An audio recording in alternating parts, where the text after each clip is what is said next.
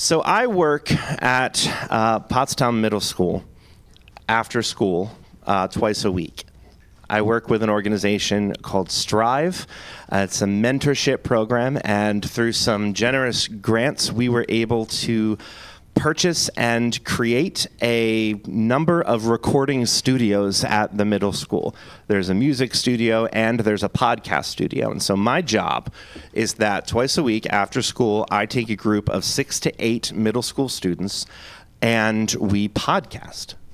I teach them how to form a story, a narrative, how to interview people. We come up with topics that matter to them, and we record and we edit, and then it goes out into the world. It's wonderful. These, 10, 11, 12-year-olds are being, hopefully, are internalizing the fact that their words matter, that their stories matter, that they themselves matter enough to be published on the internet. It has been a really life-giving year so far. This is our first full year doing this. And I've gotten to know the kids really well. They trust me. They like me. Every time I show up after school, it's like when a farmer shows up and all the chickens run to them, And I always feel so good, my little crew that surrounds me and talks to me. And so here we are in March, and we've been doing this for a couple of months. And so we decided we were going to do a bigger episode, something that we actually have to research and not just talk, on the spot about. And so we talked before about what we could possibly discuss, what they were interested in learning more about, a big, important issue, not anything silly, something that actually matters. And so what we had landed on is the mental health crisis among youth. So in order to help them prepare for this episode, I brought I put together 10 questions, 10 research questions on a piece of paper that had a space to write on it for them. And my plan was to hand it to them and send them home and say, in the next week, with whatever downtime you have, here are some suggested questions that you can Google to find some research and information to help us then do this more planned out episode next week. To me, this was completely innocuous. This is fun. This is great. I handed them these papers with questions that looked like short essay questions, and to the person, they all mutinied in front of me. One particular 5th grader refused to touch it. And anytime somebody put it in front of her, she threw it across the room. They said, no, we're not doing homework. We already have to do so much already. We are already so busy. You are not giving us homework. We are not doing this. We don't care. One girl said, I'll bet you $50 that nobody in this room even takes it home. Right? This is a 5th grader said that to me. And I was like, whoa. People, this is supposed to be fun, this thing that we're doing. You're not being graded. You're not being judged on this. Can we settle down a little bit? And they would not. I accidentally, inadvertently, completely triggered this group of middle schoolers by handing them a worksheet and kind of jokingly calling it homework. And I didn't realize how high-strung they were until then. Question number 3 on there, by the way, was something to the effect of, how does the pressure of school affect children's mental health? And I was like, look, you're doing it right here, number 3. We can do this together. But they refused. They refused to do anything with this worksheet. In fact, one girl at the end of the day said, I feel so bad for you, Mr. Zack. I'll take it home. I'll take this. I'm not going to fill it out, but I'll take it home. And then I found it on the floor downstairs, so she forgot to take it home. So instead of doing this, I hit record, and I sat down with them at the table, and I said, can we please talk about what the thing that just happened here? Can we talk about the fact that you all had an absolute breakdown when I handed you homework during this after-school extracurricular deal?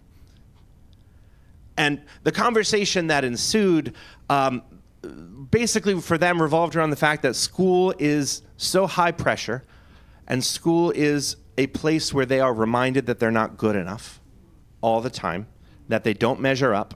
They're not the smartest in the class. They're not the best. They don't understand everything. Stuff is hard, and they're constantly reminded that they're not smart enough. So we got on this discussion of, and then, of course, the classic, I'm never going to use any of this stuff in the real world. Which I said to them, and I have a whole little speech about this, is no, you will not. I have never used Pythagorean theorem in my life outside of school, or the quadratic equation, though it's still in there. The point of learning these things is to learn how to learn, not to learn the facts themselves. It is to create lifelong learners who now have the skills to learn things they actually care about as adults. It has nothing to do with the facts. It has everything to do with practicing learning. They didn't buy it. So I asked them, what would you like school to teach you instead? If not fractions, what would you like to learn? And they had a couple of odd things they definitely got from memes, like, we should learn how to do our taxes, which of course they wouldn't pay attention to anyway, because taxes are awful. But one kid said he thought school should teach survival skills, like how to hunt, how to start a fire with 2 sticks, basically, Boy Scout 101. And all the kids in the room agreed. They said, oh, that would be really useful. That would be really useful if there's an apocalypse and we have to, fend for ourselves in the apocalypse. And they all just agreed as if this was a normal sort of conversation that people have. And I looked around the room and I was like, oh, they're not kidding.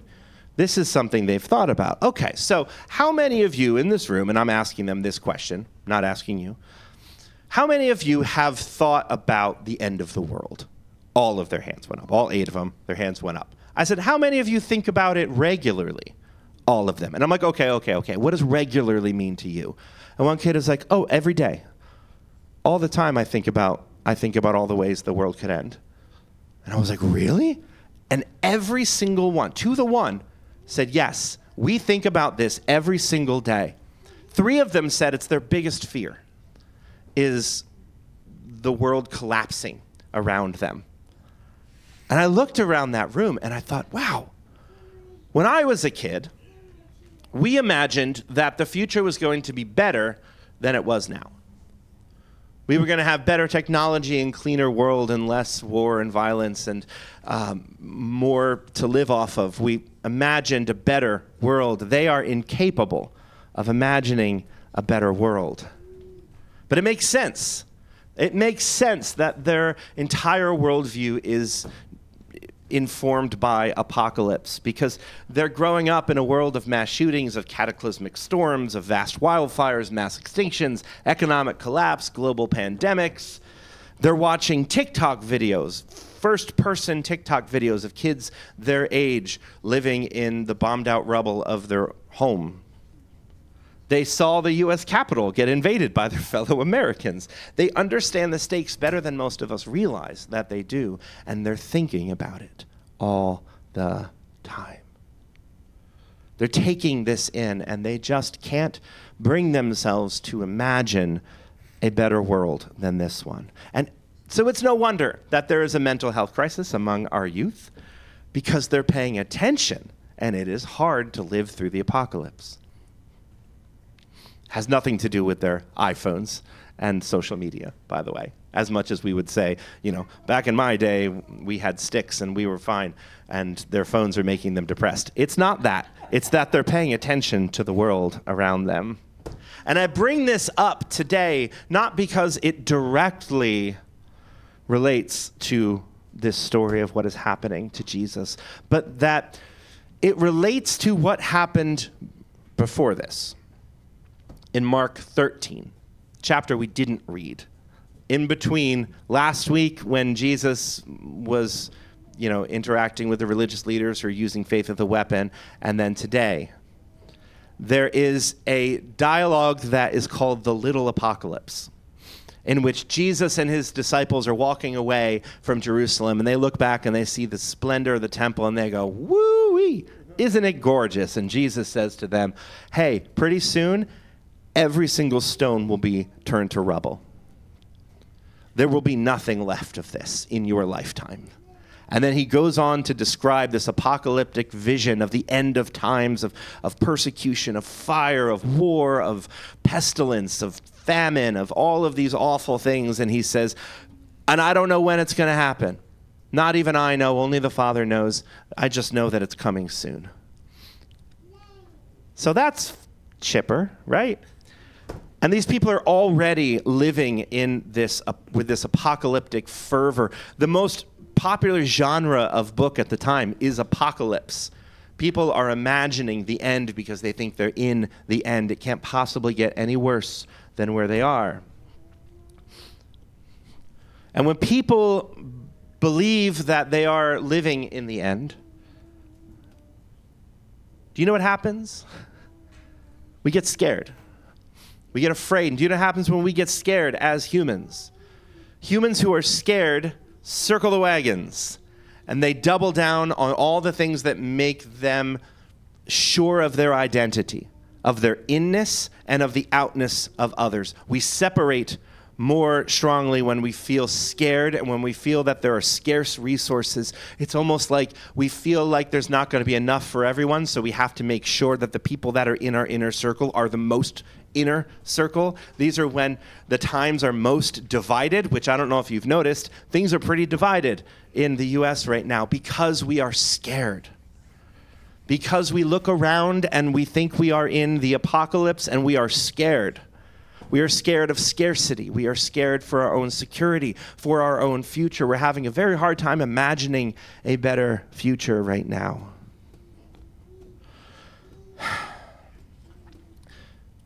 So let's look at this passage again with that in mind. Imagining a people who are scared of the future, who believe they are in the end of all things, who have just had this conversation about it. So like I said, Jesus had caused trouble in the temple, and he told his people that not only is he about to die, but everything that they have ever known about their way of life, their religion, everything is about to change. Then they, a group of itinerant, vagrant day workers who have lived in poverty for several generations, walk into a home of luxury. We know nothing much about them. I know that some people like to imagine that she pulled out this alabaster jar and it was like a family heirloom and it was the one thing of value that she had, but Mark doesn't say anything about that. It's almost like it's not a big deal for her. She pulls out this ointment, which the disciples say, wow, you could have sold this for 300 denarii, which a denarii is a day's work. So that's a year's wages. So imagine, if you will, Jesus walks into this very nice mansion, and the host pulls out a $50,000 bottle of wine and opens the wine from 1720 or whatever and pours it out in Jesus' glass and goes, drink, drink. This is a celebration. How would you feel? Can you imagine that feeling? Then the disciples see this happening, and they are already living in this fearful scarcity mindset, and so they suddenly are so concerned about identity. This woman is not one of us. Clearly, she's not one of us. If she was one of Jesus' followers, she would know that we don't do this sort of thing. We care for the poor. We're the better people, morally speaking. We care about the poor. The rich people don't. They're our enemy. She very clearly is not one of us. You notice that that's the first thing they do? The first thing they do is go to, she's not one of us. They're scared, aren't they? Reminds me very much of what my Facebook feed looked like after the Super Bowl. Most people that I know didn't care about the game, but they cared a lot about the Jesus Gets Us people who spent millions of dollars on a Super Bowl commercial. And nearly everyone that I know who is of the kind of progressive mind just complained that how many people could you have fed with the money you spent on that Super Bowl commercial? And I'm looking through my feed and I'm like, oh my gosh, that's the line that Judas says. You're literally quoting Judas right now. But of course they were, because we're scared. We're living through frightening times where we feel like resources are scarce and the future is uncertain. And maybe you can relate too. Maybe you are scared of the future. Maybe you're having a hard time imagining a better tomorrow.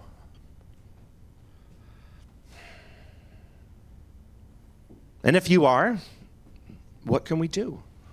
How can we better live than living in a mindset of scarcity? And I'm not going to tell you that scarcity is an illusion and that we actually do have everything we need and everything's going to be fine, because there's still people that are starving. So it's clearly not true.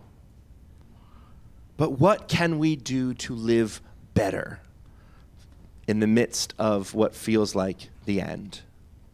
Well, I have a suggestion. I have one suggestion for you. I'm sure there's a million answers to that, but I have one suggestion. And in order to explain it to you, we need to go back to the last great apocalypse.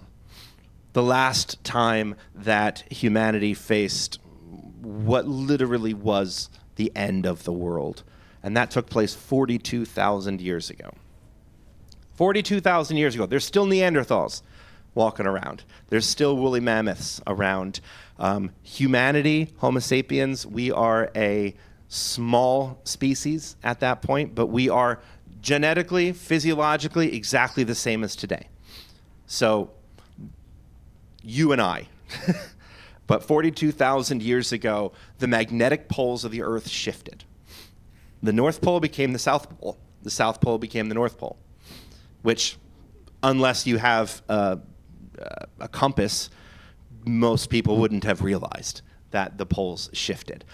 But while they were shifting, something really dramatic happened. The magnetosphere of the Earth diminished to maybe 10% of its strength.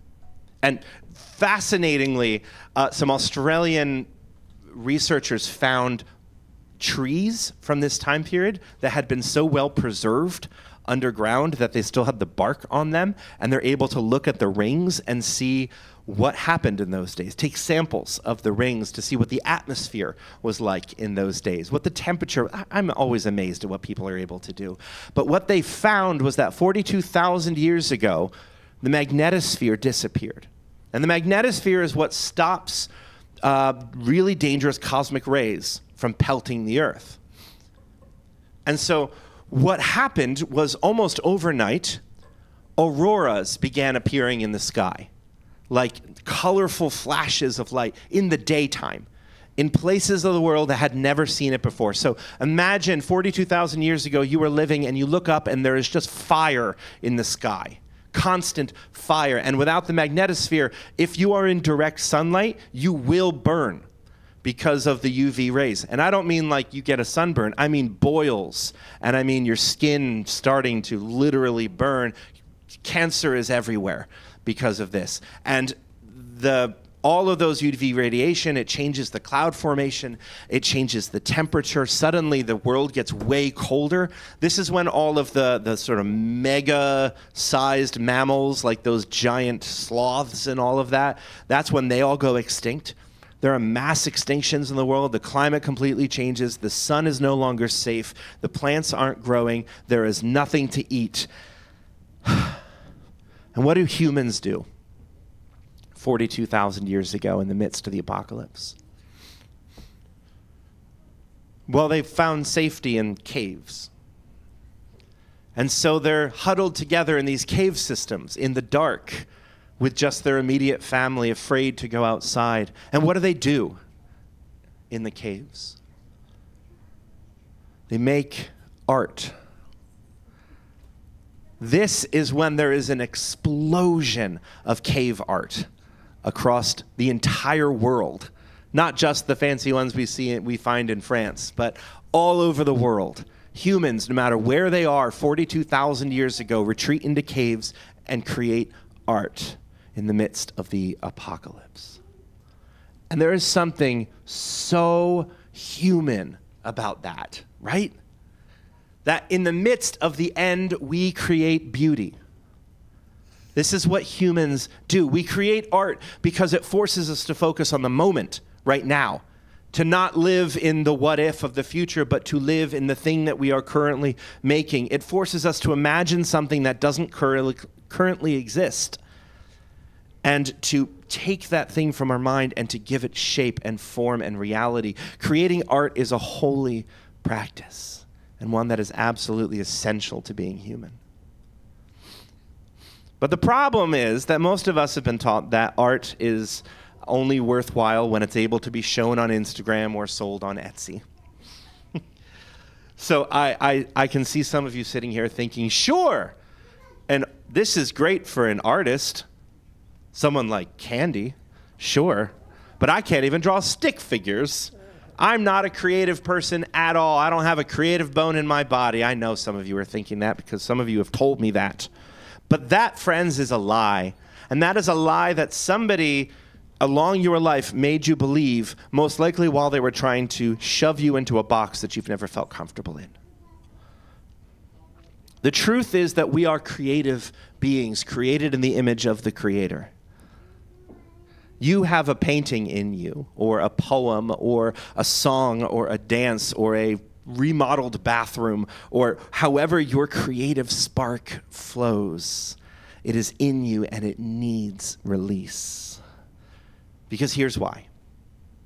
Art is the best way that we have found to name the unnameable things which keep us up at night. Art is how we give shape to the formless fears around us so that we can deal with them.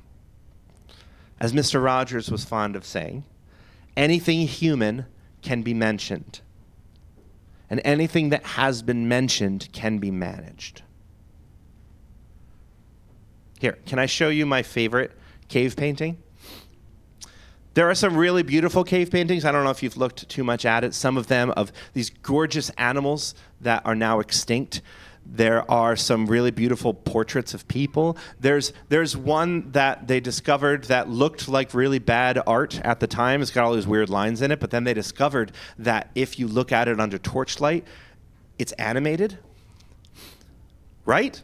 There's some incredible things that humans did down there, but my favorite of all of them is a series of them, and these show up all over the world, that are simply hands. Right? Candy's with me this whole time. A human being put their hand on a wall and then blew paint through a straw and left a simple outline of their hand. I could do that. I could do that right now.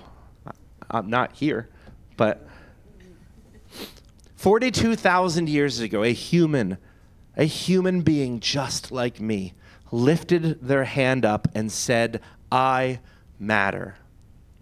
My existence is important enough to leave my mark here.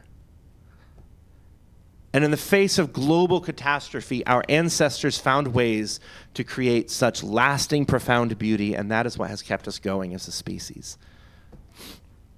So what do you think? We have a few minutes.